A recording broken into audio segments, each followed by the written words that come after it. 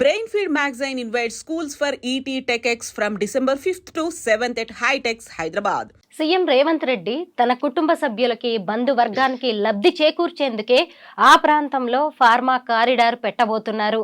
ముఖ్యంగా ఆయన అల్లుడి కంపెనీ ఉంది ఆయనకి, అలాగే వియ్యంకుడికి కూడా లక్షల్లో షేర్స్ ఉన్నాయి అక్కడ అని చెప్పి ఈ కేటీఆర్ ఆదేశాలతోటి మన్నే క్రిషాంక్ కూడా ఈడీకి కంప్లైంట్ చేశారు. మీరేమంటారు? ఇప్పుడు రేవంత్ అన్న ముఖ్యమంత్రి అయినాక అల్లుడు రాలేదు. అల్లుడు రేవంత్ అన్న ముఖ్యమంత్రి కాకముందే అల్లుడు ఉన్నాడు. అల్లుడికి అప్పటికే కంపెనీస్ ఉన్నాయి. అప్పటికే అల్లుడు బిజినెస్లలో ఉన్నాడు. కొత్తగా రేవంత్ అన్న అల్లుడు బిజినెస్ మామ ముఖ్యమంత్రి అయినాక బిజినెస్ మొదలుపెట్టింది లేదు. ఇంకా ఇప్పుడు మా కుటుంబంలాగే వాళ్ళ కుటుంబం కూడా పెద్దది. రేవంత్ అన్న ముఖ్యమంత్రి కావడానికి కుటుంబ సభ్యులు ఎట్ట సహాయం చేసిండ్రో మరి ఆ కొడంగల్ ప్రాంతానికి సంబంధించి ఆ అభివృద్ధి చూసుకోవాలి కాబట్టి వాళ్ళ కుటుంబ సభ్యులు చూసుకుంటుంటే దానికి వీళ్ళకి ఎందుకంత ఉలికిపాటి? వాళ్ళు ఏమైనా పదవులు తీసుకున్నారా ఇక్కడ తీసుకున్నట్టు? ఇంకెక్కడా భూములు దొరకలేదా? ఇక్కడే కావాలా? ఇక్కడ రైతుల నుంచి గిరిజనుల నుంచి అంత వ్యతిరేకత వస్తున్నా కానీ ప్రభుత్వం ఎందుకు ఇంత పట్టుబడుతోంది అని కూడా కొత్త కొత్త విమర్శలు అయితే వస్తున్నాయి. కాదు స్వరూప గారు, ఎక్కడ ఫార్మా కంపెనీ రావాలన్నా ఎక్కడో, అది మహబూబ్ నగరే కానివ్వండి, నల్గొండే కానివ్వండి, కరీంనగర్, ఎక్కడ అయినా కూడా భూసేకరణ జరగాల్సిందే కదా. కొత్తగానైతే భూమి సృష్టించలేం కదా, ఉన్న భూమినే కదా భూసేకరణ చేయాల్సింది.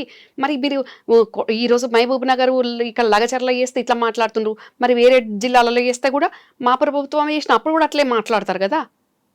మాట్లాడారని ఏమన్నా వీళ్ళేమన్నా గ్యారంటీ ఉందా అండి?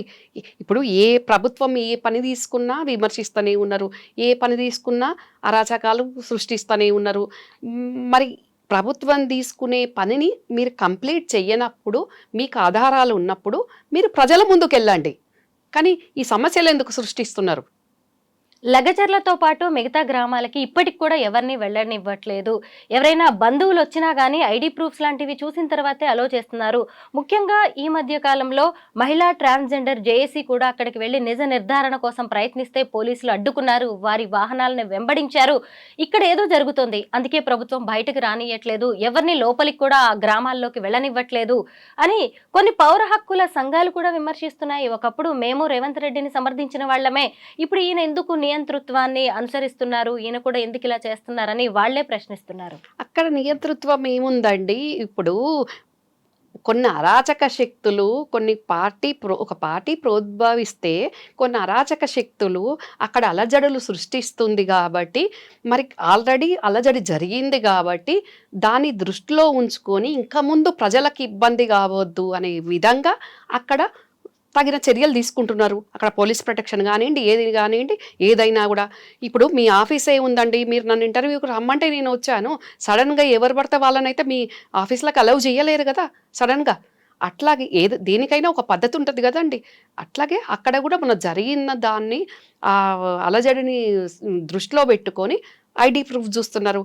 అక్కడ బంధువర్గం అయితే ఏంది, ఎవరైతే ఏంది, ఏదైతే ఏంది. ఇప్పుడు నేను వెళ్ళినా కూడా నన్ను కూడా అడుగుతారు. అది అంతే ఉంటుంది కదండి సిస్టమ్. దాన్ని తప్పు పట్టేది ఏముంది? అలా నియంతృత్వం ఏముంది, ఏదేముంది? మరి వీళ్ళు పాత సెక్రటరేట్ను పడగొట్టి కొత్తది కట్టే సందర్భంలో అసలు కనీసం మీలాంటి జర్నలిస్టులన్న దరిదాపులకు రానిచ్చిండ్రండి? మా రాజకీయ నాయకులను వదిలిపెట్టండి, మీలాంటి జర్నలిస్టులన్న కనీసం చూడ్డానికి అవకాశం ఉండేనా? అది ప్లాన్ ఏంది, కన్స్ట్రక్షన్ ఏంది, అసలు ఎందుకు గులగొడుతున్నారు, ఏం జరుగుతుంది అనేది అసలు రానిచ్చిండ్రా? ఇప్పుడు మరి వాళ్ళే మళ్ళీ ఇప్పుడు ఇట్లా మాట్లాడితే ఇది ప్రజలకు కనపడదా? ఇవన్నీ డైవర్షన్ పాలిటిక్స్. సీఎంగా 11 నెలల్లోనే రేవంత్ రెడ్డి ఫెయిల్ అయిపోయారు. సంక్షేమ పథకాలని అమలు చేయలేకపోతున్నారు. ముఖ్యంగా 6 గ్యారంటీస్కి న్యాయం చేయలేకపోతున్నారు. అందుకే ఇలాంటి అలజడులు ఆయన సృష్టిస్తున్నారు అని కూడా అంటున్నారు. ఈ విమర్శలకి మీరేం సమాధానం చెప్తారు?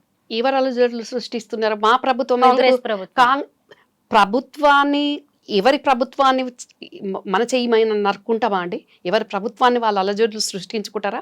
వీళ్ళు చేసిపోయిన అప్పులను ఆ వడ్డీలు కట్టడానికి వచ్చిన ఆదాయంలో 6,500 కోట్లు వడ్డీలకే సరిపోతుంది.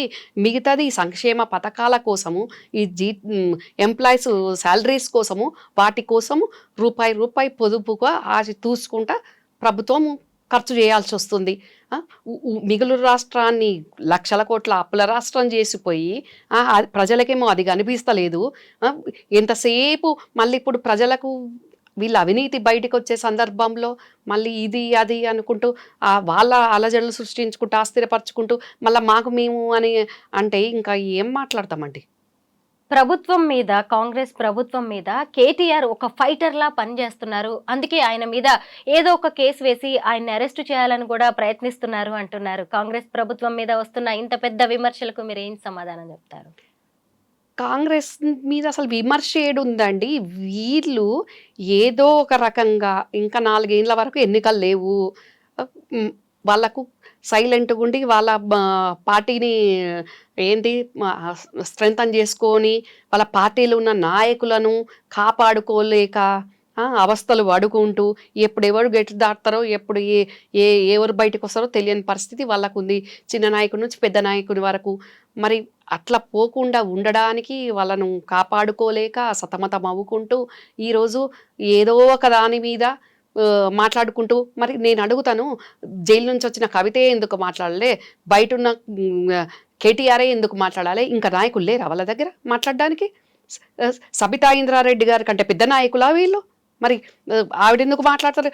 ఏదో ఉత్సవ విగ్రహాల లెక్క అక్కడ ఒక మాజీ మంత్రి ఒక మహిళ అట్లా కనబడాలి కాబట్టి అట్లా, అది కూడా ఇప్పుడు మరి గతంలో కనపడ్డరా? మరి వీళ్ళే ఎందుకు మాట్లాడతారు? అయితే హరీష్ రావే మాట్లాడతాడు, లేకుంటే కేటీఆరే మాట్లాడుతుంది, ఇక నిన్న మొన్న వచ్చి కవితే మాట్లాడుతుంది. వేరే వాళ్ళు ఎందుకు మాట్లాడట్లేదు? మాజీ మంత్రులు వేరే వాళ్ళు ఉన్నారు కదా. అంటే ప్రతిపక్షంలో ఉన్నా కానీ కుటుంబ పాలనే నడుస్తుంది అంటారా? వాళ్ళ కుటుంబ హవానే నడుస్తుంది అని మీ అభిప్రాయమా? నేనేమంటున్నా అంటే మేమైతేనే మాట్లాడగలుగుతాము, లేకుంటే ఎవరు వీళ్ళకి మాట్లాడరాదనా?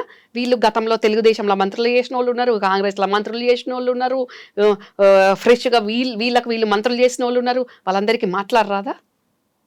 వాళ్ళందరూ ఉత్సవ విగ్రహాలా ఏమన్నా? ఎందుకు ప్రతిసారి మీరే ఎందుకు లీడ్ తీసుకుంటారు?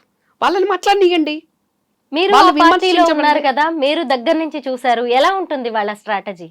కనిపిస్తుంది కదండి. నేను చూసిన దానికి ఇప్పుడు మీరు చూస్తున్న దానికి ప్రజలు చూస్తున్న దానికి మీకే తెలుస్తుంది. ఇప్పుడు నేను చెప్తే ఏదో నేను ఆ పార్టీలో లేను కాబట్టి నేను దూరం ఉన్నా కాబట్టి నేను మాట్లాడుతున్న మాటగా కనిపిస్తుండొచ్చు వినే వాళ్ళకు చూసే వాళ్ళకు. కానీ గత 10 సంవత్సరాలలో ఒక రాజకీయ నాయకులుగా ఆ పార్టీకి సంబంధించిన వాళ్ళ తీరు విధానము ఇప్పుడు వాళ్ళ విధానము చూస్తే తెలుస్తుంది. మరి ప్రభుత్వంలో ఉన్నప్పుడు మీరే మాట్లాడతారు, ప్రభుత్వం దిగిపోయినా అపోజిషన్లో ఉన్నా మీరేం మాట్లాడతారు? మరి పక్కకున్న వాళ్ళని ఎందుకు మాట్లాడనియట్లేదు? పక్కకున్న లీడర్లను మాట్లాడనియండి, ఎందుకు మాట్లాడనివ్వరు? మీ బాబాయ్ కేసీఆర్ గారు ఇంత జరుగుతున్నా ఇంకా మౌన ముద్రలోనే ఉన్నారు, ఫామ్ హౌస్కే పరిమితం అయ్యారు. అంటే ఆయన అధికారంలో ఉన్నా ఫామ్ హౌస్లోనే ఉంటారు, ప్రతిపక్షంలో ఉన్నా కూడా ఫామ్ హౌస్లోనే ఉంటారా?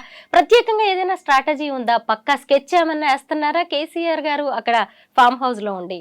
ఆయన ఫామ్ హౌస్లు ఉండనియండి, ఆఫీసులు ఉండనియండి, చాపర్లు ఉండనియండి, ఎక్కడ ఉన్నా ఉండనియండి, సెకను ఆయన మైండ్ రాజకీయం చుట్టే పరిభ్రమిస్తుంటుంది. అదే పనిలో ఉంటారు ఆయన. ఆయన పడుకున్న ఒక 3-4 గంటలే ఆయన మైండ్కు విశ్రాంతి ఉంటుంది తప్ప ఆయన మళ్ళీ లేచిండు అంటే పడుకునేంత వరకు అదే పనికి ఉంటూనే ఉంటుంది. ఎప్పుడు నా కుర్చీ నేను అనేదే ఉంటుంది. ఆయన కుర్చీ లేకుండా, అధికారం లేకుండా ఆయన ఉండలేరు. ఇక అది ప్రగతి భవన్ కానివ్వండి, ఫామ్ హౌస్ కానివ్వండి, ఇంకేమన్నా కానివ్వండి, ఆయన పనే అది.